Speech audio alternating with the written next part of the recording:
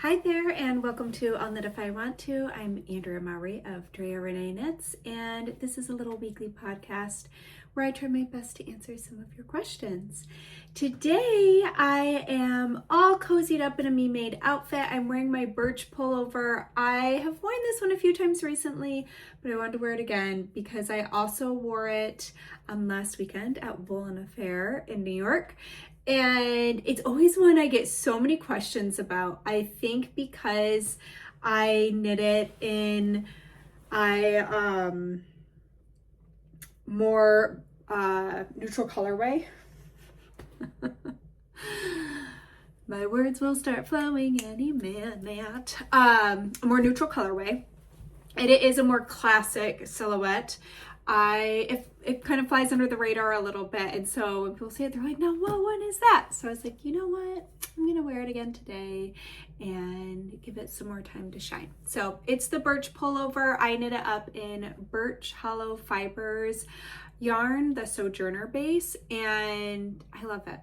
I wear it all the time, which if you've been around here for a while, it does make a pretty frequent appearance. And I'm also wearing it with my jaunty shawl. It is pretty chilly out and I'm going on my walk right after this. So I am all bundled up and ready to go. I also have my knitting ready to go.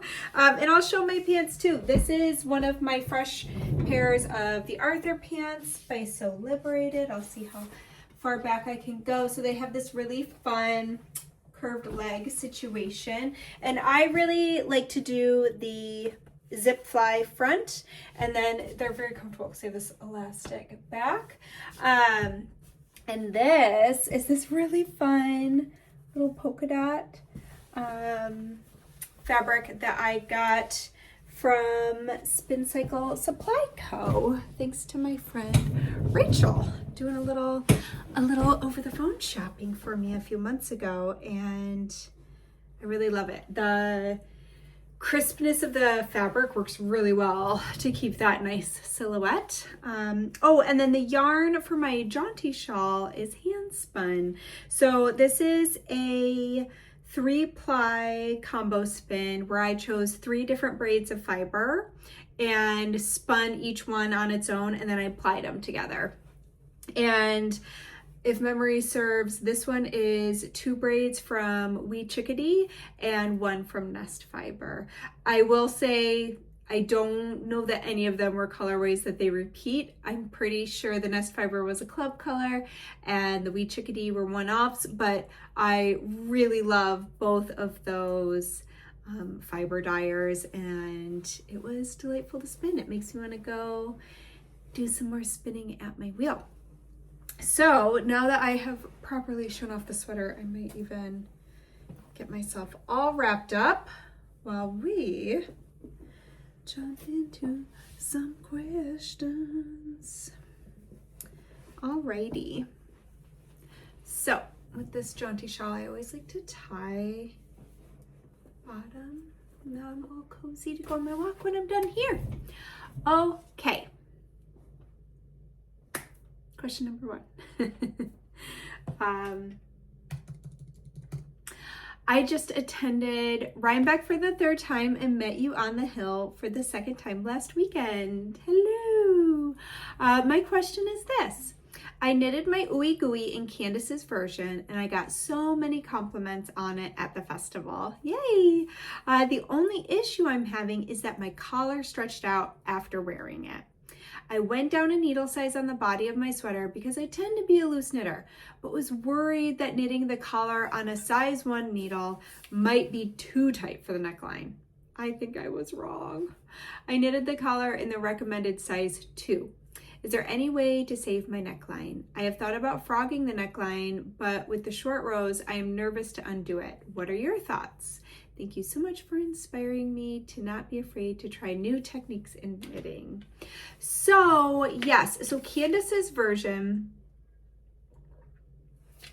she used, instead of dyed in the wool, she used Odang, which is a baby Surrey alpaca. It is lovely. It's one of my favorite yarns.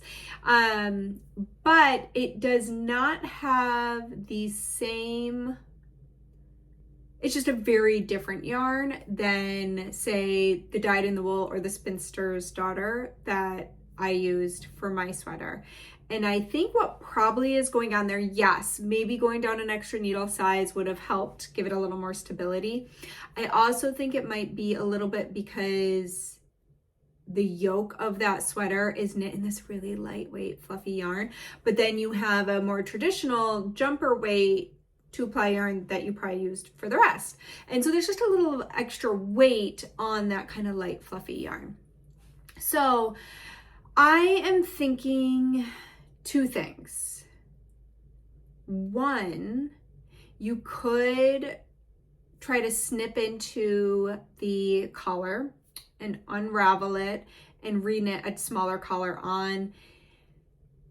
You would be going in the opposite direction, so you would have to flip those short row directions. But that I don't think would be too bad. And you could go down a needle size. And then also I think that bind off edge, well, no, it's not gonna be that big of a difference. Sorry, I'm thinking this one through as I'm talking.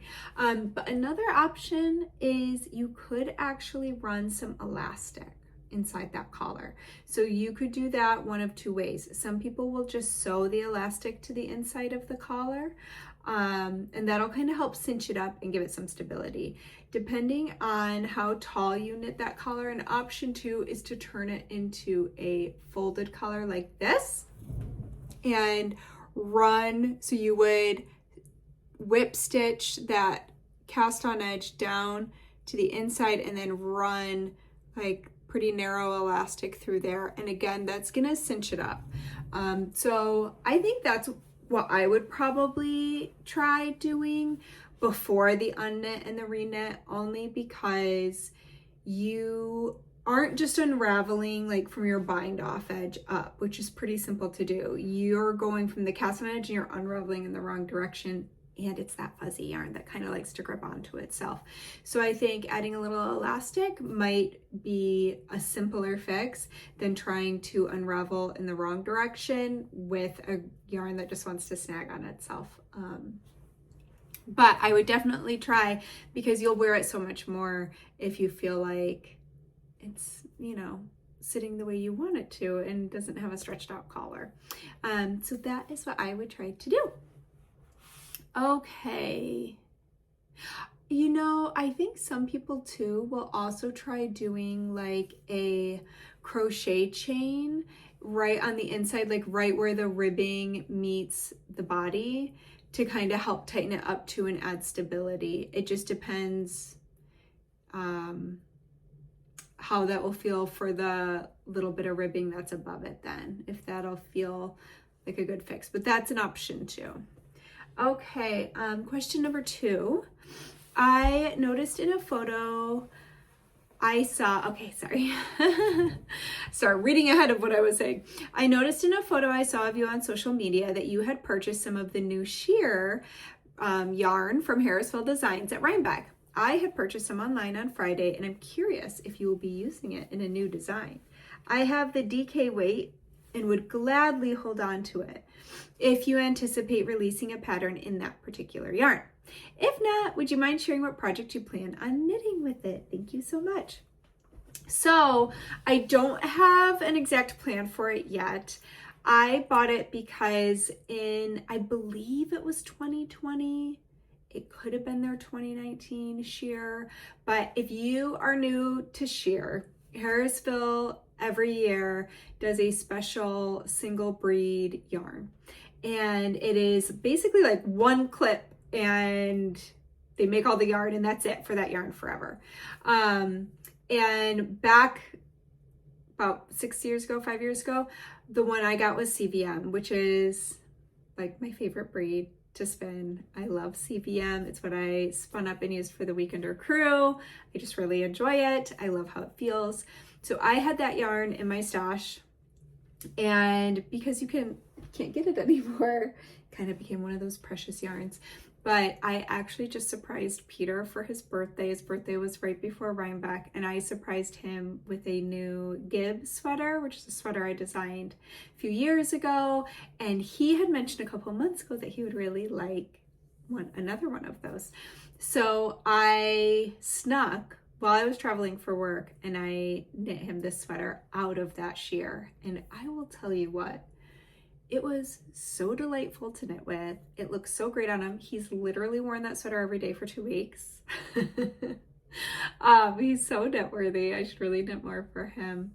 But so I just loved it. It was such a great experience that I was very excited to go check out the new sheer this year. So I did snag some.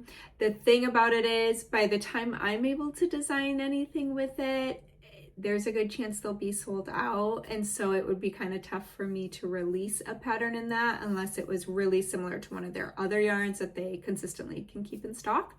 So yeah, I have no idea what I'm going to make with it. You got the DK, which I found to be quite fine. I would almost call that a sport weight. And I would consider knitting the DRK everyday pullover out of that if I was choosing, or the DRK everyday cardi. I would knit either of those, or the come back again. I'm just gonna keep naming patterns. Ooh, the come back again. I might do that. Okay, let me write these ones down before I forget. So again, you would need to swatch. I know they call it a DK, but I also got some of that weight, and then I also got a little bit of the thicker one too. And I really do think that that DK one is pretty light. I would call it a sport weight. So that's why I'm recommending these patterns. So DRK everyday pullover, the cardi, or the come back again. I think I'm gonna go come back again. It actually sounds so nice to knit another one of those. But yeah, and then I needed a project. So while I was at Rhinebeck, I did not project plan well. And I don't know about y'all, but when I am traveling, like I always have my knitting on me. Like I want to be able to walk in it. It's like my emotional support pet. So I had brought socks that I hadn't written the pattern yet for, and of course I got to the heel, which is the part you have to like think about right on like the festival days.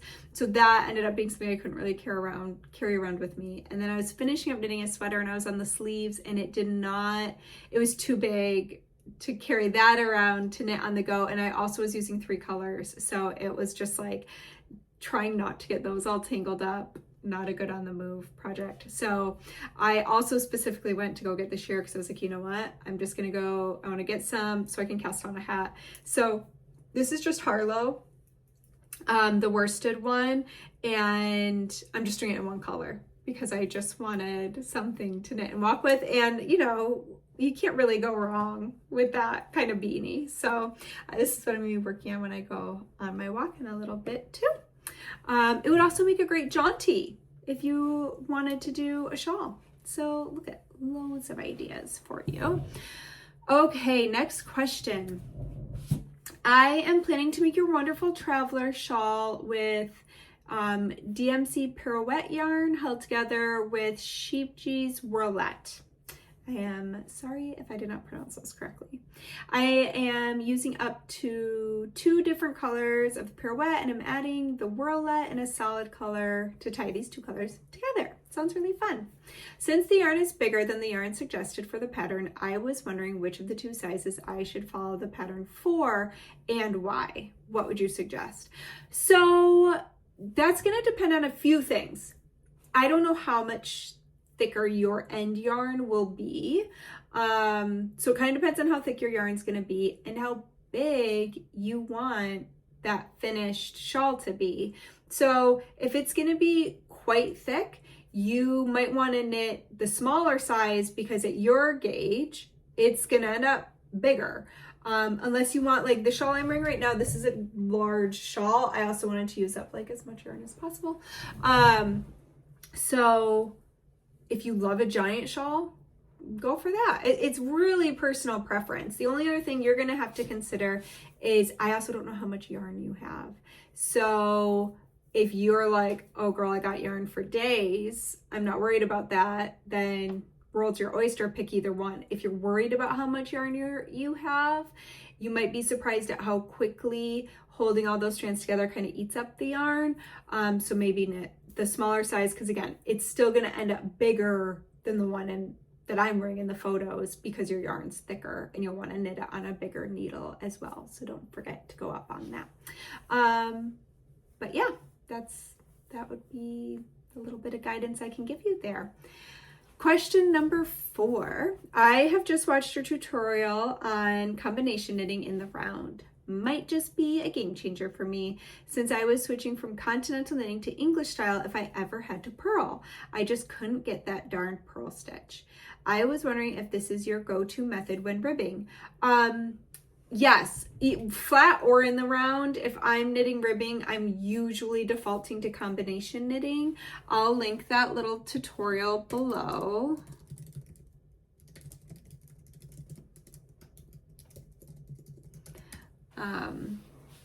So I love it. The reason I do combination knitting is basically what we're doing is we are knitting the purl stitches by wrapping the yarn the opposite direction that you usually do. And because we're going the other way, you actually end up using less yarn. So knit stitches are smaller than purl stitches in how much yarn they use up.